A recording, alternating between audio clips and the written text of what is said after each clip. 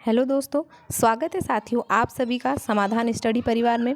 Friends, जो वर्ग 3 के टेट एग्ज़ाम है उसके लिए हमने एक नया जो है पर्यावरण से संबंधित सेशन स्टार्ट किया है, जिसमें आप पर्यावरण के बहुत ही महत्वपूर्ण एमसीक्यूज़ पढ़ने वाले हैं फ्रेंड्स, जो आपके एग्ज़ाम के लिए बहुत ही हेल्पफुल होने वाले हैं। तो चलिए स्टार्ट करते हैं आज के इस महत्वपूर्ण सेशन को। सभी साथी सेशन को लाइक शेयर ज़रूर कर दीजिएगा। आज के इस सेशन में इम्पॉर्टेंट ये है फ्रेंड्स कि हमने ऑप्शनल क्वेश्चनों को नहीं लिया है, जिसमें हमने जो लिया है वह है वन लाइनर क्वेश्चन के आंसर। जैसे क्वेश्चन दिया गया है, देखिए पहला क्वेश्चन है, मानव के पेट में आमाशय रस की प्रकृति खालिस्तान होती है और वह भोजन के पाचन में सहायता करता है। जो हमारे पेट में आमाशय में रस की प्रकृति है, जो HCl या जठर रस है, इनकी प्रकृति किस प्रकार की होती है जिससे यह भोजन में सहायता करते हैं। तो फ्रेंड्स, इसका राइट आंसर होगा क्षारीय प्रकृति। कौन सी प्रकृति होती है फ्रेंड्स? क्षारीय प्रकृति इसका सही उत्तर होगा।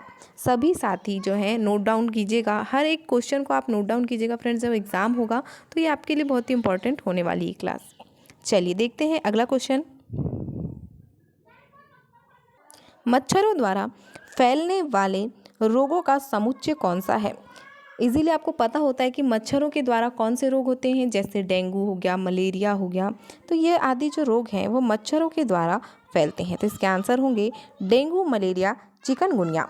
यह मच्छरों के द्वारा फैलने वाले रोगों का समुच्चय है। अगला क्वेश्चन है, प्लेग है। अगला क्वेश्चन प्लेग है। प्लेग किससे फैलता है या कौन सी बीमारी है? तो ये हम जानेंगे। इसका आंसर होगा फ्रेंड्स जीवाणु जनित बीमारी। प्लेग एक जीवाणु जनित बीमारी है। अगला क्वेश्चन है फ्रेंड्स, ज्वर नियंत्रण में आमतौर पर सबसे अधिक प्रयोग की जाने वाली औषधि है। ज्वर नियंत्रण में जो है प्रयोग की जाने वाली औषधि है, क्या होगा? पैरासीटामोल। अधिकतर जब भी हमें बुखार होता है तो हम जो है बुखार कंट्रोल करने के लिए या बुखार को जो है उसके रोकथाम के लिए हम पैरासीटामोल का यूज़ करते हैं। तो ज्वर नियंत्रण पर पैरासीटामोल। अगला क्वेश्चन है,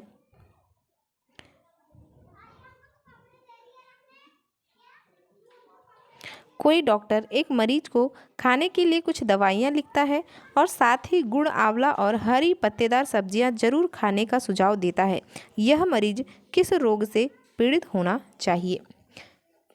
दवाइयाँ लिखने के बावजूद भी जो है गुड़, आंवला और हरी पत्तेदार सब्जियों के सेवन की सलाह दी जाती है। तो इस तरह की सलाह के लिए कौन सी बीमारी उपयुक्त होगी? देखिए क्या होगा आंसर, एनीमिया। जब किसी व्यक्ति या मरीज को एनीमिया हो जाता है तब उसे गुड़, आंवला, हरी पत्तेदार सब्जियां खाने के लिए सुझाव दिया जाता है। तो यहाँ पर एनीमिया हमारा राइट आंसर होगा फ्रेंड्स। क्वेश्चन बड़े हों तो उन्हें 2-3 बार पढ़िए, ध्यान से पढ़िए और आप एक एक चीज़ों को नोट डाउन कीजिए, जिससे कि आपको आगे जब भी एक क्विक रिवीजन करना हो तो आप जल्दी से कर सकते हैं। देखिए अगला क्वेश्चन क्या है, लिखा है किस विटामिन की कमी से रक्त का थक्का नहीं जमता है? जब भी हमें कोई चोट लग जाती है तो जैसे हमारा ब्लड निकलने लगता है और उसमें थक्का नहीं जमता, ब्लड क्लॉटिंग नहीं होती है, तो उसके लिए कौन से विटामिन इससे संबंधित होता है? तो आंसर होगा विटामिन के। विटामिन सी की कमी से होने वाली बीमारी का नाम क्या है? विटामिन सी या एस्कॉर्बिक अम्ल जिसे कहा जाता है, उसकी कमी से होने वाली बीमारी का नाम क्या है? तो आंसर होगा स्कर्वी। स्कर्वी रोग जो है विटामिन सी की कमी से होने वाला रोग है। अगला क्वेश्चन है, क्वाशियोरकर नामक रोग खालिस्तान की कमी से होता है। क्वाशियोरकर रोग खालिस्तान की कमी से होता है। इसका आंसर होगा फ्रेंड्स प्रोटीन की कमी से होने वाला रोग है क्वाशियोरकर। यह बच्चों में होता है। वायरस संक्रमण से होने वाला रोग है। वायरस संक्रमण से जुकाम होता है। अगला क्वेश्चन है, किस गैस की गहन संलग्नता हीमोग्लोबिन से होती है? किस गैस की गहन संलग्नता हीमोग्लोबिन से होती है? तो CO, जो कार्बन मोनोऑक्साइड है, इसके जो गैस है इसकी गहन संलग्नता हीमोग्लोबिन से होती है, कार्बन मोनोऑक्साइड CO। अगला क्वेश्चन है, चूहों के द्वारा फैलने वाला रोग है? चूहों के द्वारा प्लेग फैलता है। अभी हमने बात की थी कि प्लेग जो है वह बैक्टीरियल इन्फेक्शन रोग है, मतलब जो जीवाणु जनित रोग है ये। तो यह किससे फैलता है? चूहों से फैलता है और यह बैक्टीरिया से होने वाला रोग है।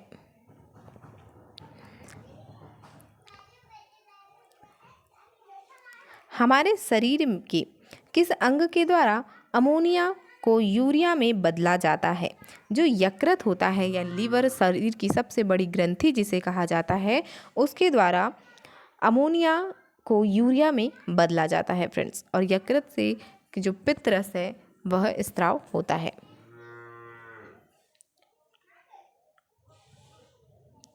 विटामिन ए की कमी से होने वाला रोग है? विटामिन ए, जिसे हम रेटिनॉल भी कहते हैं, इसकी कमी से रतौंधी रोग हो जाता है। देखिए अगला है, धूम्रपान से होने वाला प्रमुख रोग है? कैंसर, फेफड़ों के कैंसर जो है अधिकतर जो है फेफड़ों के कैंसर जो है वो धूम्रपान करने के कारण कैंसर होता है फेफड़ों में। अगला क्वेश्चन है, पक्षमाभ ऊतक प्राणियों के शरीर में कहाँ मिलते हैं? श्वसनिका जो है इसमें पक्षमाभ ऊतक मिलते हैं। मलेरिया रोग होता है किसके कारण से? प्लाज्मोडियम फाल्सीपेरम, जो प्लाज्मोडियम फाल्सीपेरम है इसके कारण जो है मलेरिया रोग होता है। देखिए अगला क्वेश्चन है फ्रेंड्स, डेंगू रोग का वाहक है? एडीज मच्छर।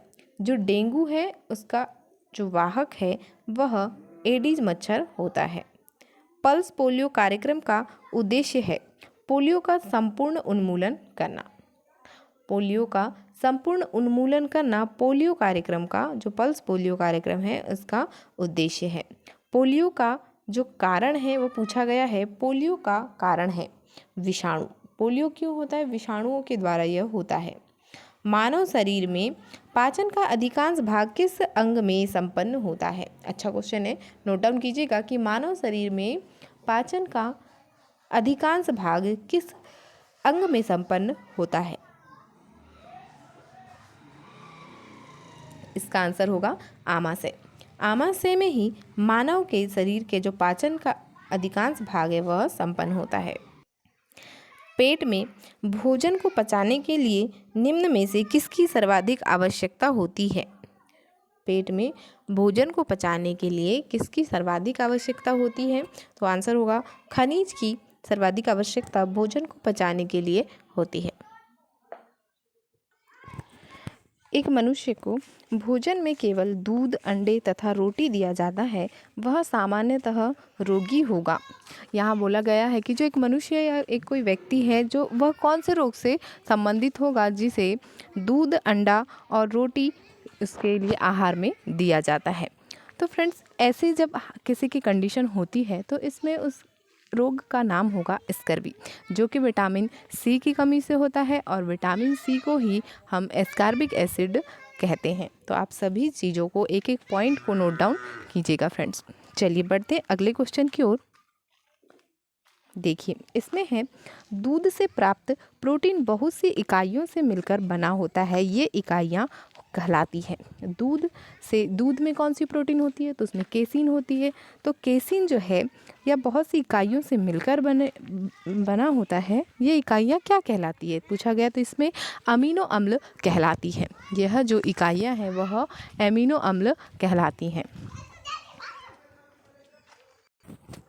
अगला क्वेश्चन है, अगर किसी के भोजन में कार्बोहाइड्रेट और वसा की अधिकता होगी तो उसको हो सकता है। कार्बोहाइड्रेट जो वसा है, जैसे हम तेल वाले जो चीज़ें होती है उनका सेवन करने से फ्रेंड्स क्या होता है, वसा जो फैट है वो बढ़ने लगता है, तो इससे हमें मोटापे की शिकायत हो सकती है, मोटापा हमें हो सकता है। तो इसमें दिया गया है मोटापा, इसका राइट आंसर होगा फ्रेंड्स। देखिए अगला क्वेश्चन है, यह रोग मधुमक्खियों के द्वारा फैलता है। इस रोग में पतले दस्त होते हैं और खून भी आता है, यह बीमारी है। यह कौन सी बीमारी है? तो यह होगी पेचिस। अगला क्वेश्चन है, सूखा रोग किसकी कमी से होने वाला प्रमुख रोग है? सूखा रोग किसकी कमी से होने वाला प्रमुख रोग है? कार्बोहाइड्रेट और प्रोटीन की कमी से सूखा रोग होता है। कार्बोहाइड्रेट एवं प्रोटीन की कमी से सूखा रोग होता है फ्रेंड्स। देखिए अगला क्वेश्चन है, अस्थमा बीमारी है सांस की। अस्थमा बीमारी जो दमा जिसे हम कहते हैं वह सांस की बीमारी होती है। किन बीमारियों के लिए डीपीटी का टीका लगाया जाता है? काली खांसी, डिप्थीरिया एवं टिटेनस के लिए डीपीटी का टीका लगाया जाता है। अगला क्वेश्चन है, किस विटामिन का रासायनिक नाम साइनोकोबाल्मिन होता है? विटामिन B12 का नाम साइनोकोबाल्मिन होता है। विटामिन B12 का नाम साइनोकोबाल्मिन होता है। अगला क्वेश्चन है, पोलियो होता है दूषित जल और भोजन करने से, जो है दूषित जल दूषित भोजन के सेवन से पोलियो रोग होता है। शुष्क बर्फ किसका रूप है? शुष्क बर्फ किसका रूप है? कार्बन डाइऑक्साइड का, CO2 का जो रूप शुष्क बर्फ है वह CO2 का रूप होती है। संरक्षण या विनाश पुस्तक के लेखक हैं सरला बहन। सरला बहन जो है वह संरक्षण या विनाश पुस्तक के लेखक हैं। अगला है, कौन सा रसायन आम पकाने के लिए प्रयोग होता है? कैल्शियम कार्बाइड आम पकाने के लिए प्रयोग होता है। कौन सा प्रथम साहित्य स्रोत है? ऋग्वेद प्रथम साहित्य स्रोत या पहला वेद जिसे कह सकते हैं वह ऋग्वेद ही है। इसके पढ़ने वाले को फ्रेंड्स होत्र कहते हैं, यह भी आप नोट डाउन कीजिएगा। आग्नेय चट्टान का उदाहरण है, आग्नेय चट्टान का उदाहरण है बेसाल्ट, और बेसाल्ट में ही नीस एवं शिष्ट आते हैं। सिख धर्म के संस्थापक कौन है? गुरु नानक देव जी। गुरु नानक देव जी सिख धर्म के संस्थापक गुरु हैं। अगला है, भूकंप की तीव्रता नापने का यंत्र है सिस्मोग्राफ। सिस्मोग्राफ के द्वारा हम भूकंप की तीव्रता को मापते हैं। भोपाल गैस त्रासदी किस गैस के कारण हुई थी? 2-3 दिसंबर 1984 में जो भोपाल गैस त्रासदी हुई थी वह मिथाइल आइसोसाइनेट गैस के रिसाव के कारण हुई थी, और यह अमेरिका की यूनियन कार्बाइड कंपनी में इस गैस का रिसाव हुआ था। भोपाल से संबंधित है। रिक्टर पैमाने से खालिस्तान की तीव्रता नापी जाती है। रिक्टर पैमाना फ्रेंड जैसे सिस्मोग्राफ से भूकंप की तीव्रता नापी जाती है, वही रिक्टर पैमाने से भूकंप की तीव्रता नापी जाती है। अगला क्वेश्चन है, भूकंप मापा जाता है रिक्टर पैमाने में। सिस्मोग्राफ के रिक्टर पैमाने में भूकंप को मापा जाता है। अगला क्वेश्चन है फ्रेंड्स, जीवों के पारिस्थितिक कारक का योग पर्यावरण है, यह कथन किसका है? जीवों के पारिस्थितिक जो है उनका रहन सहन का जो कारक योग पर्यावरण है यह किसका कथन है? तो यह है ए फिटिंग का। ए फिटिंग के द्वारा कहा गया था कि जीवों के पारिस्थितिक कारकों का योग पर्यावरण होता है। अगला क्वेश्चन है, पर्यावरणीय निश्चयवाद के प्रतिपादक कौन थे? Carl Ritter. यह जो है एक परिभाषा से संबंधित है क्वेश्चन है फ्रेंड्स, तो इसको आप नोट डाउन कीजिएगा। पर्यावरणीय निश्चयवाद के प्रतिपादक कौन थे? Carl Ritter. संयुक्त राष्ट्र संघ ने वर्ष 2002 को किसका अंतर्राष्ट्रीय वर्ष घोषित किया है? सतत विकास का। जो सस्टेनेबल डेवलपमेंट है इसे 2002 में अंतर्राष्ट्रीय वर्ष घोषित किया गया था। 2002 को सतत विकास के लिए अंतर्राष्ट्रीय वर्ष घोषित किया गया। किसके द्वारा किया गया? तो यूएनओ के द्वारा किया गया था। 24 अक्टूबर 1945 में इसकी स्थापना होती है फ्रेंड्स यूएनओ की। अगला क्वेश्चन है, विश्व पर्यावरण दिवस कौन सी तारीख को मनाया जाता है? 5 जून। 5 जून की जो तारीख है इस दिन विश्व पर्यावरण दिवस मनाया जाता है। अगला क्वेश्चन है, पर्यावरण का संतुलन बनाए रखने के लिए वनांतर्गत क्षेत्रफल होना चाहिए। जो वन है, वनांतर्गत से संबंधित मतलब वनों के अंतर्गत जितना भी क्षेत्रफल आता है वह कितना होना चाहिए, किस लिए होना चाहिए, पर्यावरण के जो संतुलन है उसको बनाए रखने के लिए। तो यहाँ पर आंसर हमारा 33%, 33% इसका राइट आंसर होगा। देखिए अगला क्वेश्चन, किसी क्षेत्र में पेड़ों के उगने के लिए अपेक्षित न्यूनतम तापमान है। किसी क्षेत्र में पेड़ों के उगने के लिए अपेक्षित न्यूनतम तापमान है 4 डिग्री सेल्सियस। 4 डिग्री सेल्सियस जो तापमान है इसमें पेड़ों के उगने के लिए ये अपेक्षित होता है। अगला क्वेश्चन है, भारत में वन अनुसंधान संस्थान कहाँ पर है। तो भारत में वन अनुसंधान संस्थान देहरादून में है और देहरादून उत्तराखंड राज्य से संबंधित है। अगला है, वन रोपण की प्रक्रिया है। वन रोपण मतलब क्या होगा, जो हम ज़्यादा पेड़ लगाएंगे ज़्यादा, तो वो होगा एक प्रकार से वन रोपण। तो यहाँ पर ज़्यादा पेड़ लगाने को वन रोपण प्रक्रिया कहा गया है। अगला क्वेश्चन है, भारत में अधिकतम वनाच्छादन क्षेत्र कौन सा है। आरक्षित वन, जो आरक्षित वन है वह सबसे ज़्यादा है। हरा सोना किसे कहा जाता है।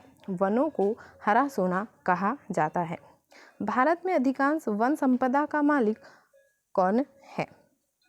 जो वन संपदा है वह सबसे अधिक किस राज्य में है।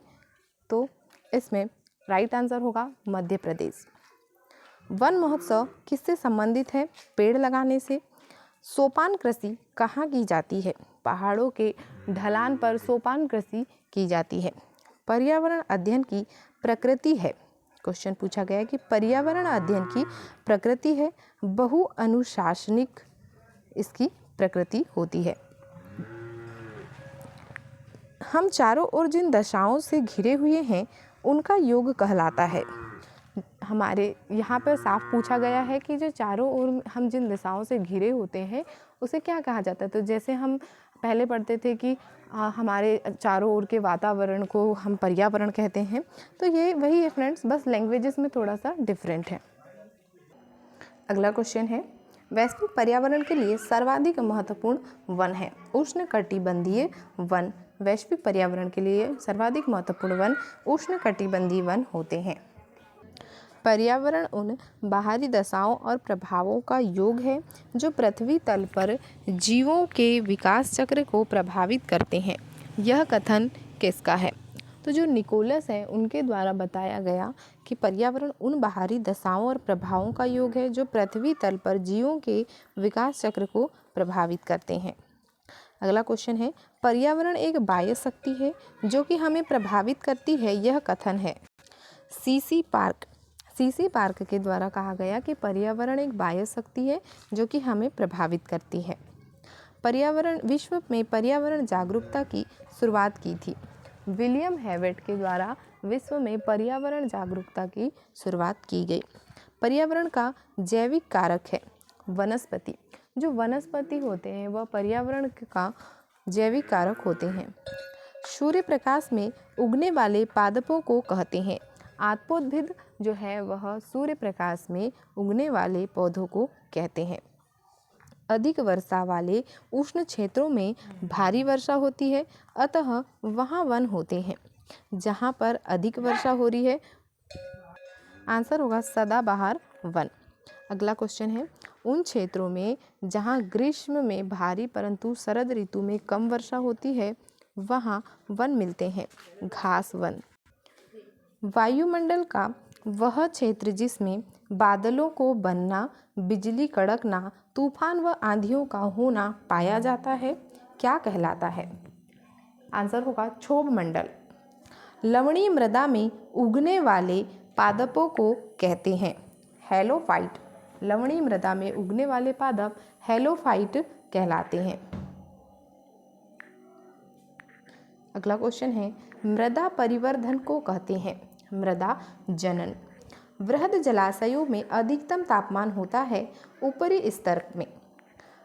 दृढ़पर्णी वन क्षेत्रों की विशेषता है शरद ऋतु में भारी, ग्रीष्म ऋतु में कम वर्षा। वे मृदाएं जिनमें विभिन्न पोषक विलयकों की इष्टतम सांद्रता पाई जाती है उसे कहते हैं सुपोषी। मृदा में उपस्थित अपक्षयित होते कार्बनिक पदार्थों को कहते हैं ह्यूमस। उपजाऊ लोम मृदा में बालू व मृत्तिका का आदर्श अनुपात होता है 50% बालू प्लस 50% मृत्तिका। नाइट्रोजन यौगीकरण करने वाला जीवाणु है एजेटोबैक्टर। परितंत्र का गतिक हृदय कहलाता है ऊर्जा प्रवाह तथा खनिज चक्र। परितंत्र में होता है ऊर्जा तथा खनिजों दोनों की हानि। 10% का नियम देने वाले वैज्ञानिक हैं लिंडेमान। जीवों के खाद्य स्वभाव में जितनी विविधता होगी खाद्य श्रृंखला उतनी ही होगी अधिक लंबी। परितंत्र में ऊर्जा का प्राथमिक स्रोत है सूर्य का प्रकाश। किसी परितंत्र में होते हैं जैविक तथा अजैविक पदार्थ।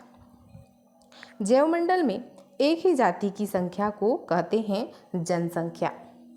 एक से अधिक जातियों का समूह जो किसी स्थान पर रहता है उसे कहते हैं जैव समुदाय। तो फ्रेंड्स, ये था आज का सेशन जिसमें हमने पर्यावरण से संबंधित महत्वपूर्ण क्वेश्चन को किया है। तो आप सभी क्वेश्चन को नोट डाउन कीजिएगा और एग्ज़ाम से पहले भी क्लास को देखकर जरूर जाइएगा फ्रेंड्स। मिलेंगे फ्रेंड्स अगली क्लास में। Thank you for watching. बने रहें समाधान स्टडी परिवार के साथ और अपनी तैयारी जारी रखें। Thank you.